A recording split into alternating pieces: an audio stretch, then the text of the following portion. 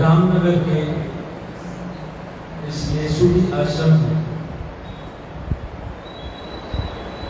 बुधवार के इस सत्संग कार्यक्रम में हार्दिक स्वागत है। सबसे पहले तो मैं दादा केशव का आभारी हूँ, जिनकी कृपा आशीर्वाद से ये सुंदर स्थान हमें कथा करने के लिए, कृष्ण कथा के लिए मिला है। मैं मूर्तिमान प्रभु का भी हृदय से आभार प्रकट करता हूँ, जो मेरे शिक्षा गुरु हैं और उनकी कृपा, उनके आशीर्वाद से इस प्रोग्राम की परमिशन, इसमें जो कुछ भी प्रसाद आदि की सहायता की जरूरत है, उन्होंने हमें हृदय से उसके लिए मदद करने के लिए उत्साह दिया है। तो मैं उनका भी आभारी हूँ और मैं उपस्थित सारे भक्तगण जो कृष्ण कथा के लिए लालायित हैं, आप सभी भक्तों का हृदय से इस कथा में स्वागत करता हूँ। आपका आशीर्वाद चाहता हूँ ताकि मेरा मन भगवान कृष्ण की कथा में अच्छी तरह से लग जाए। तो हम जानते हैं, जैसा कि पितृ पक्ष का महीना चल रहा है, श्राद्ध का महीना चल रहा है, तो उसी विषय को थोड़ा संक्षेप में हम जानने का प्रयास करेंगे। लगभग कई शास्त्रों में भगवद गीता, भागवतम, रामायण, महाभारत, चैतन्य चरितामृत सभी में श्राद्ध के पितृ पक्ष का वर्णन है और शास्त्र इसके बारे में हमें क्या बताते हैं, क्या समझाते हैं, श्राद्ध वास्तव में है क्या और श्राद्ध हमें क्यों करना चाहिए, पितृ पक्ष क्या है, इन सारी बातों को समझने का हम प्रयास करेंगे।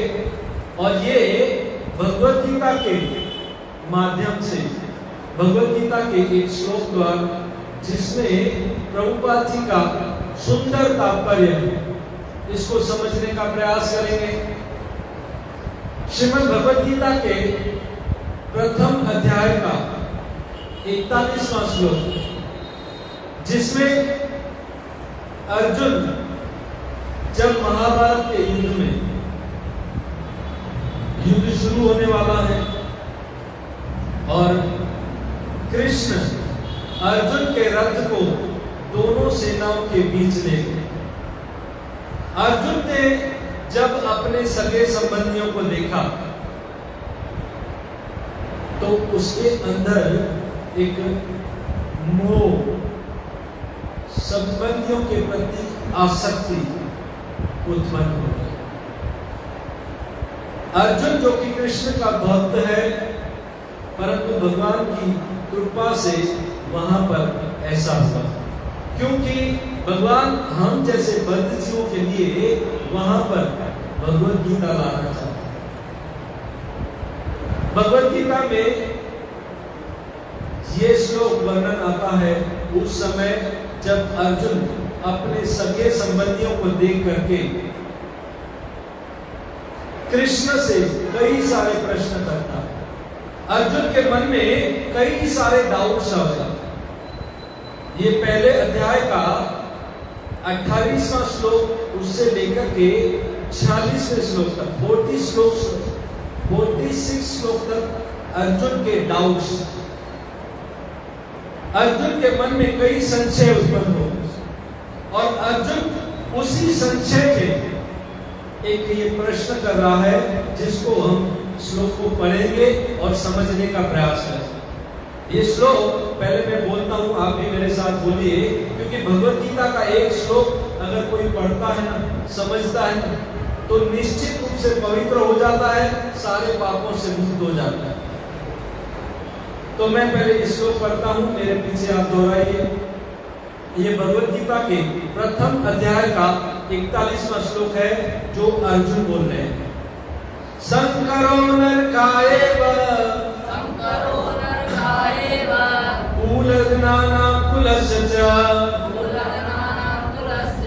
वदन्ति पितरो होशाम् लुप्तपिण्डो उदक्रिया संकरो नरकायेव कूलज्ञाना कुलस्य च वदन्ति पितरो होशाम् लुप्तपिण्डो उदक्रिया। अनुवाद और तात्पर्य अभय चरणामृत भक्ति वेदांत स्वामी श्रील प्रभुपाद द्वारा, श्रील प्रभुपाद की अनुवाद। अवंचित संतानों की वृद्धि से निश्चय ही परिवार के लिए तथा पारिवारिक परंपरा को विनष्ट करने वालों के लिए नारकीय जीवन उत्पन्न होता है। ऐसे पति कुलों के पुरखे यानी पितृलोक गिर जाते हैं, क्योंकि उन्हें जल तथा पिंडदान देने की क्रियाएं समाप्त हो जाती हैं। तात्पर्य सकाम कर्म के विधि विधानों के अनुसार कुल के पितरों को समय समय पर जल तथा पिंडदान दिया जाना चाहिए। यह दान विष्णु पूजा द्वारा किया जाता है, क्योंकि विष्णु को अर्पित भोजन के उच्चिष्ट भाग प्रसाद के खाने से सारे पाप कर्मों से उद्धार हो जाता है। कभी कभी पितृगण विविध प्रकार के पाप कर्मों से ग्रस्त हो सकते हैं और कभी कभी उनमें से कुछ स्थूल शरीर प्राप्त न हो सकने के कारण उन्हें प्रेतों के रूप में सूक्ष्म शरीर धारण करने के लिए बाध्य होना पड़ता है। अतः जब वंशजों द्वारा पितरों को बचा प्रसाद अर्पित किया जाता है तो उनका प्रेत योनि या अन्य प्रकार के दुखमय जीवन से उद्धार होता है। पितरों को इस तरह की सहायता पहुंचाना कुल परंपरा है, और जो लोग भक्ति का जीवन यापन नहीं करते उन्हें ये अनुष्ठान करने होते हैं। केवल भक्ति करने से मनुष्य सैकड़ों क्या हजारों पितरों को ऐसे संकटों से उबार सकता है। भागवत 11:5-41 में कहा गया है, देव ऋषि भूत आप्तनाम पितॄणाम न किंकरो न अयम ऋणी च राजन सर्व आत्मनम यह शरणम शरणं गतो मुकुंदम परिहर्त्य कर्तम। जो पुरुष अन्य समस्त कर्तव्यों को त्याग कर मुक्ति के दाता मुकुंद के चरण कमलों की शरण ग्रहण करता है और इस पथ पर गंभीरता पूर्वक चलता है, वह देवताओं, मुनियों, सामान्य जीवों, स्वजनों, मनुष्यों या पितरों के प्रति अपने कर्तव्य या ऋण से मुक्त हो जाता है। श्री भगवान की सेवा करने से ऐसे दायित्व अपने आप पूरे हो जाते हैं। बहुत ही सुंदर श्लोक और प्रभुपाद जी का जबरदस्त तात्पर्य है। देखिए, हम जानते हैं महाभारत में यक्ष ने युधिष्ठिर महाराज से 100 प्रश्न किए थे और उसमें एक प्रश्न था कि इस संसार में सबसे अधिक सुखी कौन है। यक्ष जब युधिष्ठिर महाराज से ये प्रश्न कर रहा है, 100 प्रश्न किए और शर्त क्या थी कि अगर इन 100 प्रश्नों का उत्तर सही सही दोगे तो ही तुम्हारे ये भाई जो है ना, ये 5 पांडव के 4 भाई जीवित होंगे, नहीं तो खत्म। एक भी गलत जवाब मिला था। और कितनी रिस्क थी, युधिष्ठिर महाराज ने बहुत अच्छी तरह से उत्तर दिए। इसमें कोई अमिताभ बच्चन की तरह लाइव लाइन या किसी ऑडियंस से पूछो या किसी समाज से पूछो, फोन लगाओ, 50-50 कोई सुविधा नहीं। युधिष्ठिर को डायरेक्ट ये प्रश्न ये उत्तर सही होंगे तो तुम्हारे भाई जीवित होंगे, नहीं तो नहीं। कितनी टेंशन होगी युधिष्ठिर महाराज, सारे उत्तर सही देंगे। तो युधिष्ठिर महाराज ने उस प्रश्न का उत्तर दिया। कौन से प्रश्न का? इस संसार में सबसे अधिक सुखी कौन है? तो युधिष्ठिर महाराज ने कहा इस संसार में सबसे अधिक सुखी वही है जिसके ऊपर ऋण नहीं है, यानी कर्जा नहीं है, किसी प्रकार की लोन नहीं है। जिसके ऊपर लोन है उसको चिंता है, रात को नींद भी नहीं आती। यानी सुखी वो है। देखिए आज हम छोटे मोटे लोन लेते हैं, कार के या घर के या मोबाइल के, छोटी लोन लेते हैं तो हमें कितनी चिंता होती है कि हमें इस लोन का हफ्ता भरना है और उसके लिए दिन रात मेहनत करते हैं, दिन रात एक कर देते हैं उस लोन का हफ्ता भरने के लिए। पर ये तो इस संसार की भौतिक समस्याएं हैं। इन छोटी छोटी बातों पर तो हम बहुत ध्यान देते हैं, पर इसके परे भी हमारे कुछ कर्तव्य हैं। हमारे ऊपर इससे बड़ी लोन है जिसको चुकाना है, उसके हफ्ते भी हमको भरने हैं, पर वहां हमारा कभी ध्यान नहीं जाता। और वो लोन कौन सी है? हमारे पितरों ने हमें जन्म दिया है और हमारे पितरों की कृपा से, हमारे माँ बाप की कृपा से हम इस संसार में हैं। बचपन से हमारा ध्यान रखा, हमारे सुख सुविधाओं की चिंता की। कितनी माँ गर्भ से लेकर के चिंता करती है कि कब मेरे बच्चे को मैं अच्छी से अच्छी चीज दूं। वो खुद ना खा करके अपने बच्चे का ध्यान रखती है। पिता अपने बच्चों के लिए दिन रात मेहनत करके वो प्रॉपर्टी छोड़ जाते हैं और उन माता पिता की वजह से हमें मनुष्य शरीर प्राप्त हुआ है। उनकी कृपा से हमें मनुष्य शरीर प्राप्त हुआ है। तो उनको भी हमें, उनका ऋण भी हमें चुकाना है। और वो ऋण हमें कैसे चुकाना है? तो हम अगर अपने घर वालों से, अपने परिवार वालों से प्रेम करते हैं, उन परिवार वालों से, उन पितरों से जिनके पास आज शरीर नहीं है, तो हमारे जो पितर हैं, घर परिवार वाले हैं, जिनसे हम प्रेम तो करते हैं पर उनको, उनकी सेवा करने के लिए उनके पास शरीर नहीं है, हम उनकी सेवा कैसे करें? क्योंकि जब तक वो जीवित थे तब तक तो हम उनको पानी देते थे, खाना देते थे, या वो हमें कुछ देते थे, प्रेम का आदान प्रदान होता था। पर वो पितर जो आज यहाँ से चले गए और उनकी सेवा करनी है, हमें उन्हें कुछ देना है, तो हम क्या दे सकते हैं? उनके लिए क्या कर सकते हैं? तो जिनके पास अगर शरीर नहीं है, उनको अगर हमें कुछ देना है तो हम उनके स्पिरिचुअल अकाउंट में, जैसे हमारा इस बैंक में भौतिक अकाउंट होता है, ऐसे एक स्पिरिचुअल आध्यात्मिक अकाउंट होता है, यानी भगवान की, कृष्ण की बैंक।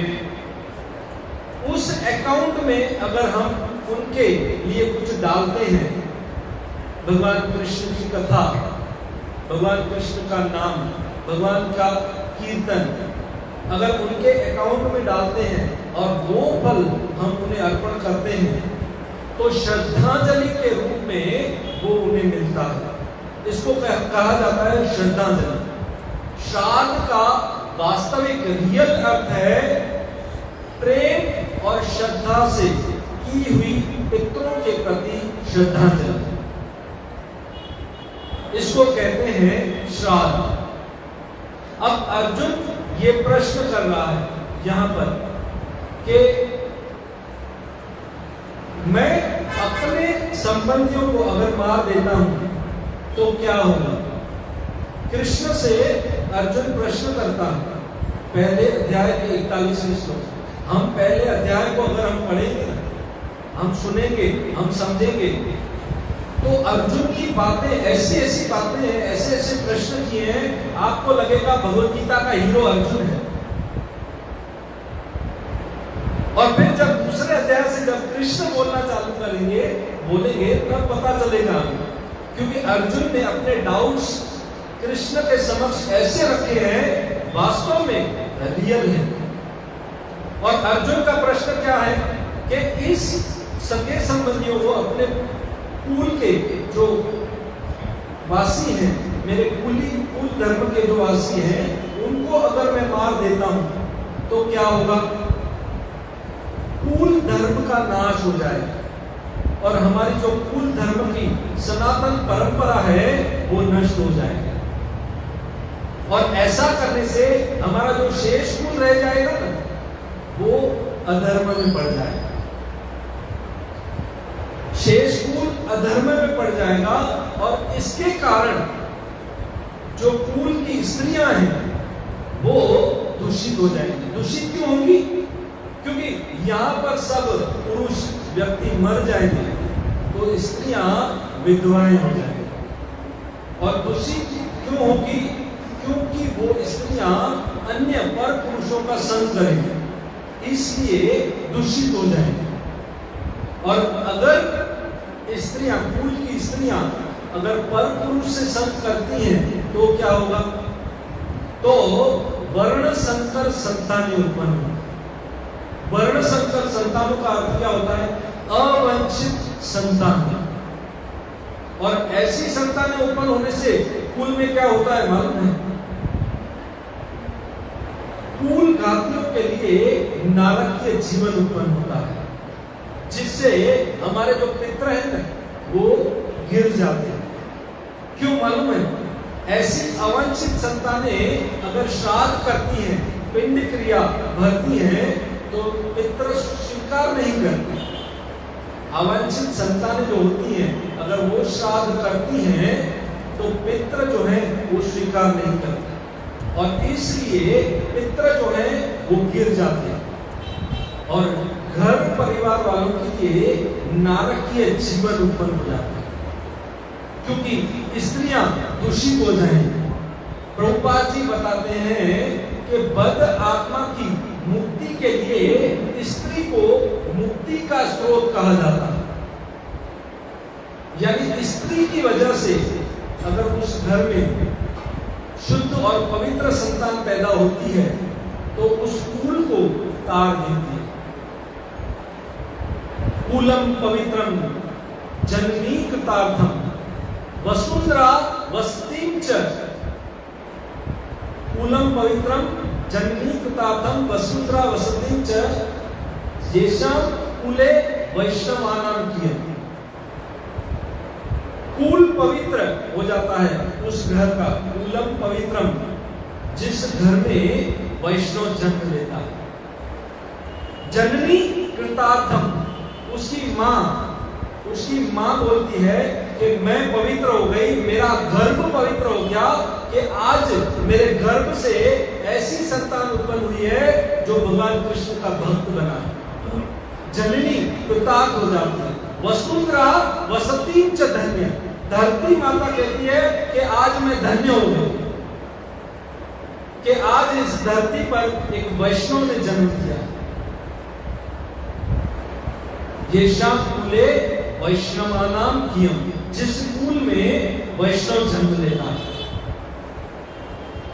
देखिए, आप कर्म के सिद्धांत को अगर समझे तो भगवत गीता में भगवान कहते हैं कि हम शरीर नहीं, हम आत्मा। और आत्मा जो है कर्म के आधार पर एक शरीर से दूसरे शरीर में देहांतर करती है। गीता में भगवान कहते हैं वासा शिक्षिणा यथा ध्याय नमानि गुह्यन्ति नरोपराणि तथा शरीराणि विहाय जीर्णानि अन्यानि गुह्यन्ति नमानि। जिस प्रकार एक पुरुष, एक व्यक्ति स्नान करने के बाद नए वस्त्र धारण करता है, उसी प्रकार एक आत्मा जो है कर्म के आधार पर दूसरे शरीर को धारण करती है। देखिए, दूसरा अगर हमें नया शरीर खरीदना है तो उस नए शरीर को खरीदने की कीमत क्या है? वो है कर्म। यानी हम कर्म से, इस जन्म में हमने जो कर्म किए हैं उस कर्म के आधार पर हमारा अगला जीवन तय होता है। हम नया शरीर खरीदते हैं। जैसा जैसा हमारा कर्म होता है वैसा वैसा हमारा अगला शरीर। यानी ये जन्म जो है वो दूसरे नेक्स्ट जन्म की तैयारी है। आप इस जीवन में जितनी तैयारी करोगे, जितनी मेहनत करोगे, उसके आधार पर आपका अगला जीवन, ये जीवन आपकी परीक्षा है। और मौत, मृत्यु के बाद उसका रिजल्ट है। यानी जो करना है मृत्यु से पहले करो, मृत्यु के बाद कोई चांस नहीं, कोई मौका नहीं, एक पल भी आपको नहीं दिया जाए। इसलिए बुद्धिमान व्यक्ति जो होता है ना, वो सोचता है, जिसके घर में आग लगी होती है वो जब उसे पता चलता है तो तुरंत घर छोड़ने के लिए, भागने के लिए तैयार हो जाता है। वो सोचता नहीं है मेरे घर में धन कितना पड़ा है, मेरे संपत्ति इतना इतना माल मेरे घर में पड़ा है, या मैं किसी ब्राह्मण से अच्छा मुहूर्त निकलवाऊं, मेरे को घर छोड़ना है। भागो, बस पता चला घर में आग लगी है, भागो। इसी प्रकार इस संसार में हमारे शरीर को काल जला रहा है। हमारे इस शरीर में भी आग लगी, रोज दिन ब दिन हम बूढ़े हो रहे हैं। और हम अपना हैप्पी बर्थडे मनाते हैं, हैप्पी बर्थडे टू यू। 45 का हो गया, 50 का हो गया, 55 का हो गया, खुश होते हैं। अरे साधु संत कहते हैं रो, खुश मत हो, गए तुम्हारे 45, 50, 100, और कहते हैं हैप्पी बर्थडे टू यू। बुद्धिमान जो होता है ना, वो समझ जाता है, संतों की सभा में बैठ करके, सत्संग में बैठ करके ये समझ जाता है कि काल ने मेरे शरीर को आग लगा दी है। अब मुझे किसी के पास मुहूर्त निकालने के लिए जाना नहीं है, भागना है बस। रोज मेरा ये शरीर जल रहा है, काल इसको जला रहा है। अब मुझे जल्दी दौड़ना है भगवान की तरफ, भगवान को प्राप्त करना है। और यही जीवन तैयारी है हमारे अगले जीवन की। इसी से हम नया शरीर खरीदेंगे।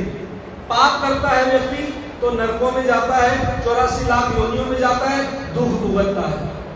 और पुण्य करता है तो स्वर्ग में सुख भोगता है, सोमरस पान करता है। परंतु पाप और पुण्य दोनों को एक दिन समाप्त होना है। जैसे हमारे मोबाइल में हम जितने का बैलेंस भराते हैं उतना ही यूज करने को मिलेगा। जैसे ही बैलेंस खत्म, मोबाइल बंद। क्षीणे पुण्य मृत्यु लोके विशन्ति, वो वापस धरती पर आकर के गिरता है। फिर से जन्म, पुनरपि जन्म, पुनरपि मरण, पुनरपि जननी जठरे सेन। माँ के गर्भ में उल्टा लटकता आया, बार बार जन्म लेना, बार बार मरना। इसलिए पाप से बचो। और पाप से बचने के लिए हमें क्या करना पड़ेगा? और हमारे पितरों के ऋण हैं हम पर। देखिए, इस संसार में हमने जन्म लिया, तब से हमारे ऊपर ऋण है। माँ बाप ने जन्म दिया तो माँ बाप के ऋणी है। देवताओं ने हमें सब कुछ खिलाया, सब कुछ दे रहे हैं, तो देवताओं के ऋणी है। मनुष्य समाज के ऋणी है, पशु पक्षियों के ऋणी है, हर चीज के समाज के ऋणी है, गवर्नमेंट के ऋणी है। हमारे ऊपर इतना ऋण है कि अगर हम सुबह से लेकर के शाम तक हम सोचे कि मैं सबका ऋण चुकते कर दूंगा, मुझे लोन चाहिए ही नहीं, कर्जा चाहिए ही नहीं, तो अगर मैं सोचूं तो बोलूं मैं सूर्य देवता की अलग से पूजा करूंगा, पानी चढ़ाऊंगा, शिव जी के मंदिर में अलग से जाऊंगा, माँ बाप की रोज अलग सेवा करूंगा, मैं ये देवता के पास अलग से जाऊंगा, समाज की सेवा अलग से करूंगा, तो क्या कोई व्यक्ति पहुंच पाएगा? सबकी सेवा कर पाएगा? सबका ऋण चुका पाएगा?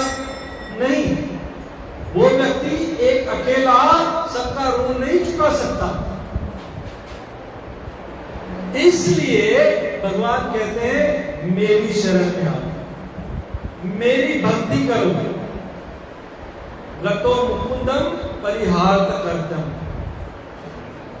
उस मुकुंद की शरण में जाने से, उनकी भक्ति करने से, जैसे पेट में खाना डालने से पूरे शरीर को मिल जाता है, जैसे वृक्ष की जड़ में पानी देने से सारे वृक्ष को मिल जाता है, ऐसे कृष्ण की भक्ति करने से सारे ऋण हमारे माफ हो जाते हैं, सारा ऋण चुकते हो जाता है, खत्म। देखिए, 5 प्रकार के पाप होते हैं, उनसे कोई भी व्यक्ति बच नहीं सकता। इसको पंचसूर्ण पाप कहते हैं। और ये पाप, जैसे हम झाड़ू मारते हैं तो चींटियां मरती हैं, कुछ कीड़े मरते हैं, खाना बनाते हैं उसमें जीव मरते हैं, हम स्नान करते हैं गर्म पानी से उसमें जीव मरते हैं, कहीं ना कहीं हम रास्ते पर चल रहे हैं, हमारी गाड़ी के नीचे कीड़े मकोड़े आ रहे हैं, मर रहे हैं। हम श्वास तक लेते हैं तो उसमें भी कीड़े मरते हैं, खुजली करते हैं कीड़े मरते हैं। कोई भी हमें एक पाप से बचा नहीं सकता। इसलिए ऐसे पंचसूर्ण पाप के लिए 5 यज्ञ भी निर्धारित है शास्त्रों में, कि उसे 5 प्रकार के यज्ञ करने चाहिए, अन्यथा वो बच नहीं सकता। यानी प्रायश्चित के रूप में वो यज्ञ करने चाहिए। बड़े बड़े विद्वान, बड़े बड़े पंडित भी होते हैं ना, वो भी इस कर्म के सिद्धांत में ऐसे फंस जाते हैं कि हम भागवत से ही या रामायण से अगर समझे तो युधिष्ठिर महाराज ने झूठ बोला था, तो उनको भी नरक का दर्शन करना पड़ा। धर्मराज है, जनक महाराज को भी दर्शन करना पड़ा नरक का, क्योंकि गाय चराते हुए एक गाय को रोका था, जैसे हम भगाते हैं हट, ऐसा करने से उनको नरक का दर्शन करना पड़ा। नूह राजा की कथा आती है भागवत में, रोज करोड़ों गाय दान करते थे, भूल में एक गाय 2 बार दान कर दी, फंस गए, छिपकली का जन्म मिल गया। अनजाने में भी अगर थोड़ा सा भी पाप हो जाता है तो उसको भी भुगतना पड़ता है। तो जो जानबूझ के रोज उठते बैठते पाप करता है तो उसके लिए क्या कहा जाए? इसलिए ये अर्जुन को यही टेंशन है यहाँ पर, कि यहाँ तो मैं जानबूझ के पाप कर रहा हूँ। संकरो नरकाएव कूलघनाना कुलस्य पतन्ति पितरो होशाम लुप्त पिंड उदक्रिया। ये सब हमारे पितर जो हैं वो गिर जाएंगे, श्राप की क्रिया बंद हो जाएगी, नरक में चले जाएंगे हम अगर अपने ही सगे संबंधियों को मारेंगे। तो प्रभुपाद जी बहुत सुंदर तात्पर्य में समझा। सबसे पहले तो हमें ये समझना है कि ये पितरों का ऋण, पुत्र जो होता है वो श्राद्ध की क्रिया से संपन्न करके उनको बचा सकता है। पुत्र का अर्थ होता है कु नामक नरकाय त्रायते इति पुत्र। इसका अर्थ वो हुआ जो हमारे पितृगण जो है वो अलग अलग पापों के कारण अलग अलग नरकों में या अलग अलग योनियों में हैं। उनको अलग अलग पाप मिले हैं, उनकी वजह से अलग अलग दुख भोग रहे हैं। तो उनके जितने भी पाप, जितने भी नर्क वो भोग रहे हैं, अगर पुत्र यहाँ से पितृ तर्पण करता है, श्राद्ध की क्रिया संपन्न करता है, तो उन्हें वहां से मुक्त करा करके अच्छी जगह भेज सकता है। हमारे भाषा में यहाँ कहे तो पुलिस हमारे सगे संबंधी को पकड़ के ले जाती है, तो हम जमानत के लिए जाते हैं पुलिस स्टेशन। भाई ये हमारा ये संबंधी है, हमको इनकी जमानत करानी है। कितना पैसा होगा? वकील को ले जाएंगे, पैसा कुछ देंगे और फिर हमारे संबंधी की जमानत करा के वापस ले आएंगे। तो हमारे पितृगण कहीं भी किसी भी योनि में फंसे हैं तो उनकी जमानत करा करके हम उसे अच्छी जगह पर भेज सकते हैं। नरसिंह भगवान प्रहलाद महाराज से कहते हैं ये पुत्र का कर्तव्य है कि वो अपने पितरों की श्राद्ध क्रिया को संपन्न करे, जिससे उसके पितृ किसी अच्छे मानव के रूप में किसी अच्छे लोक में जन्म लेकर के भक्ति प्रारंभ करके अपना जीवन सफल कर सके। ये नरसिंह भगवान प्रहलाद महाराज से कह रहे हैं भागवत में।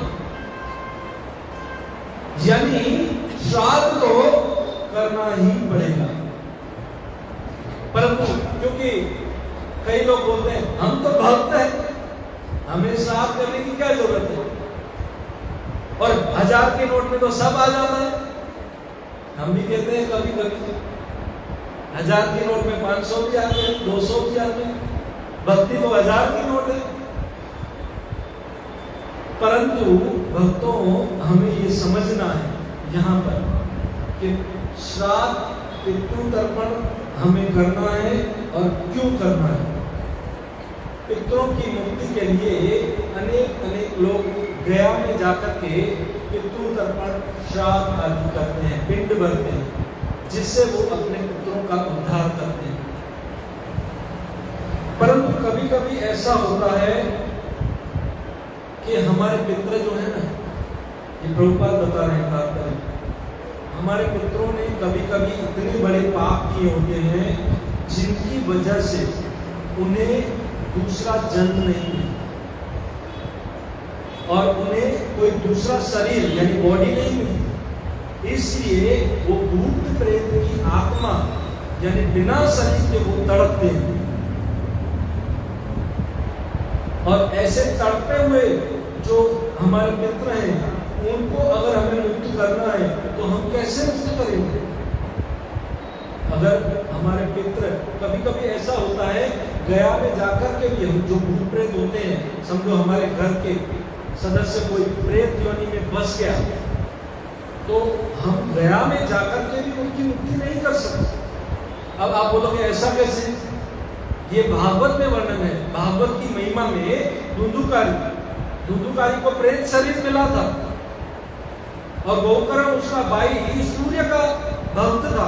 सूर्य देवता से बातचीत की उन्होंने और उनसे कहा कि इस प्रकार मैं अपने भाई का तर्पण करने गया में भी गया था, वहां पर भी पिंडदान किया, फिर भी मेरे भाई को मुक्ति नहीं मिली, मैं क्या करूं? तब सूर्य देवता ने गोकर्ण से कहा कि तुम भागवत सप्ताह यज्ञ करो। देखिए अब सुनिए कि जो व्यक्ति, जिस परिवार का सदस्य अगर भूत प्रेत की योनि में भी है या हमारे पितर उन्होंने ऐसे ऐसे पाप किए हैं जिससे उनकी मुक्ति संभव नहीं है, तो उनके लिए हम अगर भागवत कथा कराते हैं 7 दिन की, तो वो निश्चित रूप से मुक्त हो जाएंगे। दुखकारी हो गया। और ये सिस्टम हम यहाँ से जब पितृ लोग, आप बोलोगे ये श्राद्ध तो साल में एक बार आते हैं और हम यहाँ से टिफिन भेजते हैं, कहाँ? अपने पितरों क्योंकि पितृलोक में वहां की जो कोर्ट है, जहां पे केस चलता है, यमराज की कोर्ट बोलते हैं, तो वहां पर कैंटीन नहीं है, खाना नहीं मिलता है। इसलिए हमारे लिए ये पितरों का ऋण चुकाने का समय होता है, और उस समय 15 दिन के लिए बारी को खोल दिया जाता है। तो हम यहाँ से टिफिन भेजते हैं। अब आप सोचोगे हम तो यहाँ से साल में एक बार ही टिफिन भेजते हैं, तो बाकी के दिन वो लोग क्या करते हैं? तो समझिए इस बात को, यहाँ का एक साल पृथ्वी का और पितृलोक का एक दिन, समझ गए? यहाँ का एक साल, वहां का एक दिन। यानी हम यहाँ साल में एक बार टिफिन भेजते हैं, तो वहां पर रोज मिलता है, डेली टिफिन सर्विस, ठीक है ना? ऐसे पितरों को हमारा भोजन पहुंचता है और इससे बहुत प्रसन्न होते हैं। जैसे हमारे यहाँ के पितर देखें, अगर हमारे माँ बाप हैं और यहाँ से अमेरिका चले गए, अब अमेरिका जब जा रहे थे तो हमने उनको 50,000 रुपए दिए। अमेरिका में पहुंचे तो वहां पर उनके 50,000 खत्म हो गए, और वो फोन करके बोलते हैं, बेटा यहाँ मेरे पैसे खत्म हो गए, अब मुझे वो पैसे चाहिए। तो हम क्या करते हैं? पिताजी आप कोई टेंशन मत लो, मैं यहाँ से अभी आपके बैंक के अकाउंट में डालता हूँ और आपको तुरंत मिल जाएगा। यहाँ से हम भारत में, इंडिया में क्या चलता है? रुपया, और अमेरिका में डॉलर। तो हम यहाँ से रुपया डालते हैं और वहां डॉलर मिलता है हमारे पिताजी। तो हम यहाँ से जो टिफिन, ये देखो ये भौतिक जगत की सुविधा है कि यहाँ से हमें अमेरिका हमारे पुत्रों को कुछ भेजना है तो मिल जाता है। तो ये भगवान के जगत में ये सिस्टम नहीं है। तो हम यहाँ से जो टिफिन श्राद्ध का तर्पण करते हैं, तो यहाँ से हम उनके लिए भोजन भेजते हैं। अब हमारे पितर जो हैं वो वहां पर कौन सी योनि में है हमें पता नहीं। हो सकता है हमारे पितर गाय की योनि में हो, या देवता की योनि में हो, या पक्षी की, या मनुष्य की, कौन सी योनि में हमें पता नहीं। तो हम जो यहाँ से टिफिन देखते हैं, तो वो अगर हमारे पितर गाय है तो गाय को क्या चाहिए? घास। तो यहाँ से जैसे रुपया डालते हैं वहां डॉलर बन जाता है, यहाँ से खाना डालेंगे तो सब्जी पूरी, तो वहां पर घास बन जाएगा। और अगर हमारे पितर देवता है, स्वर्ग में है, तो स्वर्ग में देवता को क्या चाहिए? अमृत। तो हम यहाँ से जो तर्पण करते हैं तो वहां पर उनको अमृत के रूप में मिलता है। अगर पक्षी है तो पक्षी क्या खाते हैं? फल, फल, फल, तो उनको फल के रूप में मिलता है। अगर मनुष्य है तो अनाज, अनाज, तो उनको अनाज के रूप में मिलता है। यानी ये ट्रांसफर भगवान के जगत में भी होती है।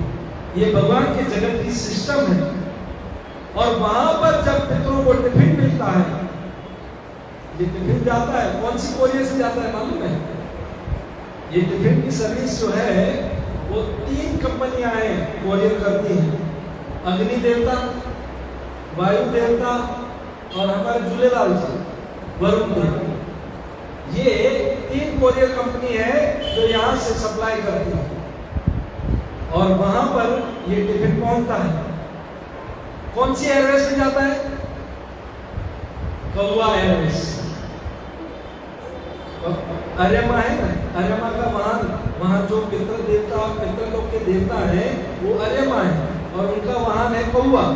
और कौवा जब यहाँ पर आता है और वो खाता है, तो वहां टिफिन सप्लाई हो जाता है। कौवा एयरवेज में वो टिफिन जाता है। तो ऐसे जब पितरों को टिफिन मिलता है वहां पर, तो पितर जो है ना वो प्रसन्न होते हैं और हृदय से आशीर्वाद देते हैं कि सुखी रहो, खुश रहो, तुम्हारे घर में सब कुछ आ जाए, तुम जो चाहो तुम्हें सब मिल जाए। देखिए पितरों को प्रसन्न करना ये कितना बड़ा महत्व है। माँ बाप की सेवा कोई व्यक्ति करता है ना, पितरों की सेवा करता है ना, उसके जीवन में दुख तकलीफ कभी नहीं आती। क्योंकि कई लोग ऐसा बोलते हैं ये श्राद्ध, ये what श्राद्ध क्या है? ये सिस्टम जूनी पुरानी है, ये हमें नहीं करना है। हम नए जमाने के लोग, हम श्राद्ध रात को नहीं मानते, तो पितरों को टिफिन नहीं पहुंचता है, और टिफिन नहीं पहुंचता है तो पितर दुखी होते हैं। और फिर क्या होता है? आग लग जाए तुम्हारे घर में, मर जाओ सब, बीमार हो जाओ, कभी धन ना आए तुम्हारे घर में, पुत्र की संतान ना हो, संतान के लिए ढूंढते रह जाओ, बिजनेस न चलना, घर में आग लगना, संतान न होना, बीमारी आना, ये सब आप कर्मकांडी पंडित के पास जाओगे ना, पूछोगे ना, ये हमारे घर में ये प्रॉब्लम है, सबसे पहले वो आपको बोलेगा पितृदोष है। जाओ नारायण बलि की पूजा कराओ, यानी नारायण को प्रसन्न करो, विष्णु को प्रसन्न करो, तब तुम्हारा पितृदोष समाप्त होगा। ये हमारे पंडित कहते हैं कर्मकांड। और पितर जब प्रसन्न होते हैं ना और आशीर्वाद देते हैं, सुखी हो जाओ, खुश रहो। आपने भीष्म पितामह को देखा ना, महाभारत में वर्णन है, भीष्म पितामह अपनी शादी विवाह का समय आया और उसने कहा मैं शादी नहीं करूं। अपने पिताजी का रिश्ता चला है, उसकी इच्छा थी, अपने पितरों को प्रसन्न करने के लिए अपने बाप की रिश्ता लेकर के गए और उस सामने वाले व्यक्तियों ने बोला आप बैठे हो, आप शादी करोगे, आपके बच्चे होंगे, वो राजा बनेंगे, हम नहीं देंगे। उस समय भीष्म पितामह ने ये प्रतिज्ञा ली, देवव्रत थे पहले, कि मैं भीष्म, गंगा पुत्र भीष्म, मैं प्रतिज्ञा करता हूं आजीवन ब्रह्मचारी रहूंगा, बस मेरे पिताजी की शादी करा दो। और पिताजी शांतनु थे, मालूम है? शांतनु के हाथ में, नाम ही शांतनु था, हाथ में इतनी शक्ति थी, किसके ऊपर हाथ रख देते थे ना, शांत हो जाता, शांत मन नहीं जाता था, चिंताओं से मुक्त हो जाता, कोई गंभीर बीमारी तकलीफ हो सब निकल जाता, सारे प्रॉब्लम सॉल्व हो जाते। उस शांतनु ने भीष्म को आशीर्वाद दिया, जीते जी पितरों की सेवा बोल रहा हूं मैं। उस शांतनु महाराज ने भीष्म को आशीर्वाद दिया कि मैं तुम्हें आशीर्वाद देता हूं, तुम जब तक नहीं चाहोगे तुम्हारी मृत्यु नहीं होगी। और उसका परिणाम क्या हुआ मालूम है? भगवान का दर्शन करते करते उन्होंने शरीर छोड़ा। भगवान वहां पर आए थे, 456 साल के भीष्म पितामह 58 दिन की वो बाणों की शैया पर सोए हुए थे, कृष्ण का इंतजार कर रहे थे, उत्तरायण का इंतजार कर रहे थे, और कृष्ण ने दर्शन दिया, सीधे भगवान के धाम पहुंचे। ये देखो पितरों की सेवा करना। वो ध्रुव महाराज की कथा तो आपने सुनी है। ध्रुव महाराज को जब विमान लेने आया ना, भगवान के धाम से आया, तो विमान पर चढ़ रहे थे, और जैसे ही चढ़ रहे थे तो उनको याद आ गई, मेरी माँ मेरी गुरु है, उसकी वजह से तो मैं जंगल में गया था तपस्या करने। वो विष्णु दूतों को बोला नहीं मैं नहीं आ सकता, पहले मेरी माँ। वो विष्णु दूतों ने बताया, वो देखो फ्लाइट जा रही है, उसने देखो तेरी माँ, तुम्हारी माँ तुमसे पहले जा रही है। इस श्लोक के तात्पर्य में प्रभुपाद जी लिखते हैं कि काश मेरा भी कोई ऐसा शिष्य होता जिसकी वजह से मैं भी मुक्त हो जाता, जो कि प्रभुपाद जी खुद समर्थ है, खुद मुक्त है, उन्होंने भी भीष्म पितामह की तरह ही शरीर छोड़ा था। फिर भी देखिए प्रभुपाद जी की नम्रता, काश मेरा भी एक ऐसा शिष्य होता जिसकी वजह से मैं भगवान के नाम। वो गांधारी जिन्होंने पट्टी बांधी थी ना, वो दुर्योधन को बोल रही थी तुम्हें युद्ध जीतना है ना, आ जाना कपड़े पहन के मत आना, रात को आना, मैं तुम्हें मेरी जो तपस्या है ना, तपस्या के बल से मैं तुम्हें देखूंगी, ये पट्टी उतार कर तुम्हारा ये शरीर लोहे का बना दूंगा, कोई मार नहीं सकता। दुर्योधन ने कहा वाह। और दुर्योधन रात को मुझे कृष्ण को पता था पांडवों को बचाना था, भक्तवत्सल ने अर्जुन के साथ कृष्ण तमें तुम्हारा जीवन रखना सारो। अब वो अपने भक्त की लाज रखनी है ना, पता चल गया। रास्ते में खड़े हो गए, अरे दुर्योधन ये नंगे होकर के कहाँ जा रहे हो, शर्म नहीं आती? बोले माँ ने बोला है। अरे वो तब तू छोटा था, अब तो देख कितना बड़ा हो गया है, माँ के पास ऐसे जाते हैं, कम से कम यहाँ तो ढक ले। और केले का पत्ता लगा दिया दुर्योधन, पहुंच गया माँ के पास। माँ ने पट्टी खोल करके देखा, उसका पूरा शरीर लोहे का हो गया, पर वो जहां पर ढका था, गांधारी ने कहा क्यों ढका था? बोले कृष्ण है, प्रॉब्लम हो गई बोले। और भीम ने वहीं पर मारा उसको। कृष्ण ने कहा यहां मारो, यहां मारो। दाऊ भैया आए कि देख, क्रोधित हो गए बहुत। पर कृष्ण ने याद दिला दिया कि इन लोगों ने कितनी चीटिंग की थी मालूम है।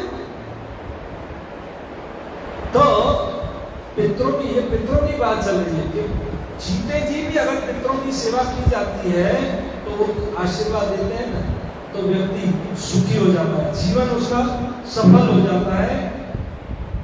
तो जो मरने के बाद अपने पितरों को मुक्त करता है, सबसे अच्छा वक्त वो है रियल श्राद्ध, जो अपने पितरों को भगवान का उच्चिष्ट प्रसाद खिलाता है। देखिए हमारे सिंधी समाज में ये सिस्टम है कि हम पितरों का श्राद्ध निकालते हैं ना, तो न्याणिया के देश, न्याणिया के लड़की को देते हैं। पर यहाँ प्रभुपाद जी इस तात्पर्य में क्या बता रहे हैं मालूम है?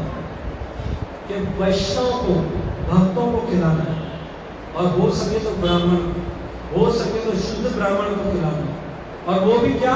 प्रसाद।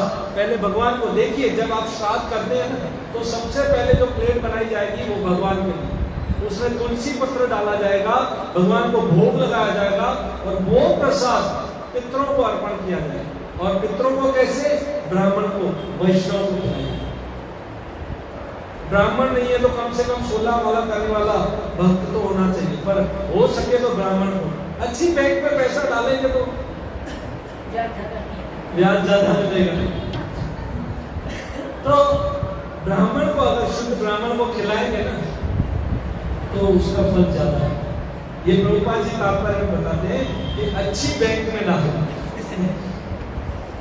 वो जो पान मसाला खाते हैं, जिनको एकादशी का तो पता ही नहीं होता, प्याज लहसुन रोज खाते हैं और अपने आप को ब्राह्मण कहते हैं, पूरा दिन कुंकू करके थूकते हैं और कहते हैं ब्राह्मण है। ऐसे ब्राह्मण को देखना चाहिए, समझना चाहिए कि हम क्या करें। कि टिफिन रियल कोरियर सर्विस में जाना चाहिए। ठीक है, बहुत सारी बातें हैं, समय तो हो चुका है। इसी कथा को हम आगे सुनेंगे नेक्स्ट अगले बुधवार। बहुत बहुत धन्यवाद। हरे कृष्ण। श्री प्रभुपाद की, श्री राम दामोदर की। किसी का कोई प्रश्न है? एकादशी के दिन पितृ तर्पण श्राद्ध नहीं करना चाहिए। एकादशी के दिन जो श्राद्ध करता है वो भी नरक में जाता है, जिसके लिए करता है वो भी नरक में जाता है, और वो ब्राह्मण भी जो कराता है, जो खाता है।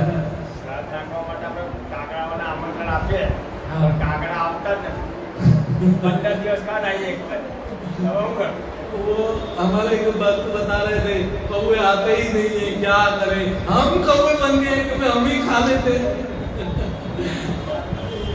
वो हमारा कर्तव्य है, हम जब भगवान को भोग लगाते हैं, सबसे रियल स्टाइल है, अगर उनको पहुंचाना है तो ब्राह्मण के मुख में डाला जाता है, तो वो कोरियर अपने आप पहुंच जाता है। सबसे अच्छी सिस्टम। कौवा आता है नहीं आता है ये तो बात की बात है, पर भगवान कहते हैं मेरे 3 मुख हैं, एक ब्राह्मण का मुख, एक यज्ञ की अग्नि और एक अर्चा विग्रह। वैसे तो एक चौथा मुख गौ सेवा है, गाय के मुख से भी भगवान खाते हैं, यानी इन 4 मुखों से भगवान खाते हैं, तो वहां पहुंच जाते हैं। एकादशी के दिन अगर श्राद्ध है तो दूसरे दिन द्वादशी के दिन श्राद्ध करना चाहिए। और जिनको पता नहीं है कि हमारे पुत्रों का श्राद्ध कब है, तो लास्ट अमावस के दिन श्राद्ध। और किसी का भी कोई भी व्यक्ति श्राद्ध कर सकता है, ऐसा नहीं है सिर्फ उसका पुत्र है तो ही करे। अगर आप बैठे बैठे सोच रहे हो कि मेरे मामा का श्राद्ध मुझे करना है, तो कर सकते हैं। और कोई प्रश्न?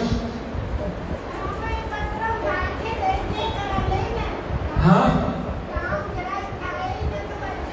हाँ, अगर वैष्णव कोई नहीं मिलता है, ब्राह्मण नहीं मिलता है, तो गाय को दे सकते हैं।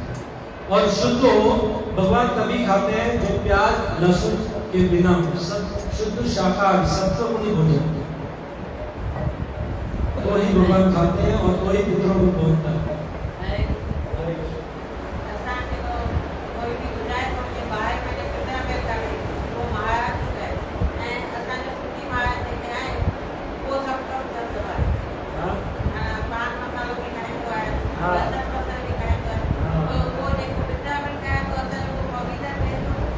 वो उन्हें सिस्टम नहीं है कि उन्हें ब्राह्मण में खा रहा होगा ना, तो उन्हें ब्राह्मण से भले खा रहा है, घर बैठो आयो उन्हें सम्मान को उन्हें हथ जोड़ो, पर उन्हें साथ भले टिफिन जो भी कढो जो उन्हें वैष्णव के घर पहुंचायो या ब्राह्मण के घर पहुंचायो, तो हिन आए जो आदर कयो, छाकाणि त मेहमान आयो भगवान आयो, ये चवंदा अतिथि देवो भव। हाँ, पूजा विधि वो कराए तो उन्हें खारायो, पर अतिथि देवो भव वो आयो उन्हें सम्मान कयो। पर असां एक वैष्णव जे लाइ या एक ब्राह्मण लाइ, असां लगभग इस्कॉन में सभी ब्राह्मण हैं, उन्हनि खे तव्हां खाराईंदव त जी सुठो। अगरि तव्हां उते टिफिन नथा पहुचाए सघो या अॼु असांजे टिफिन जो श्राद्ध आहे त हिकु आइस्क्रीम जो पैकेट वठी करे बि 10 ॼणा आहिनि त 10 आइस्क्रीम जा कप वठी करे उते पहुचाए, भगवान खे भोग लॻाए करे पितृ तर्पण करे पहुंचाए। और कोई प्रश्न? हिंदी में समझाइए। हाँ,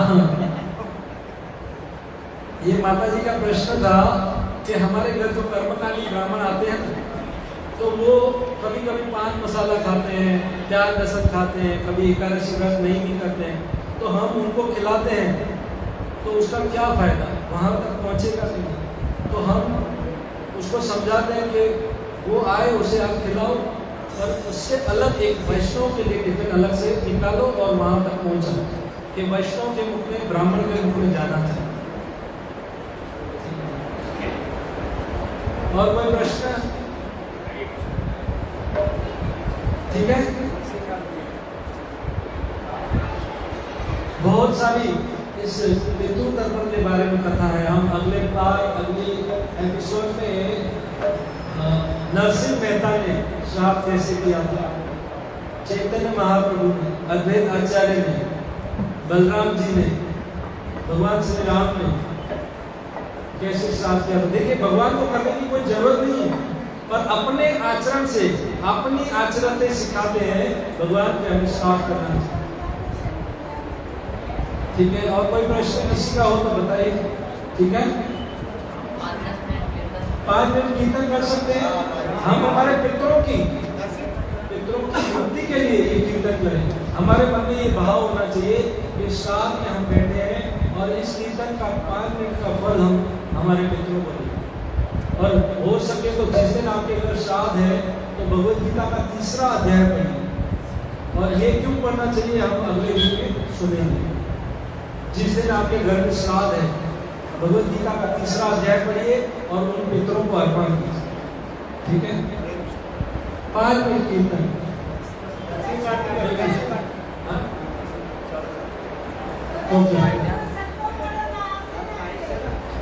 नहीं, 3रा हम आगे कथा सुनेंगे इसकी। ठीक है।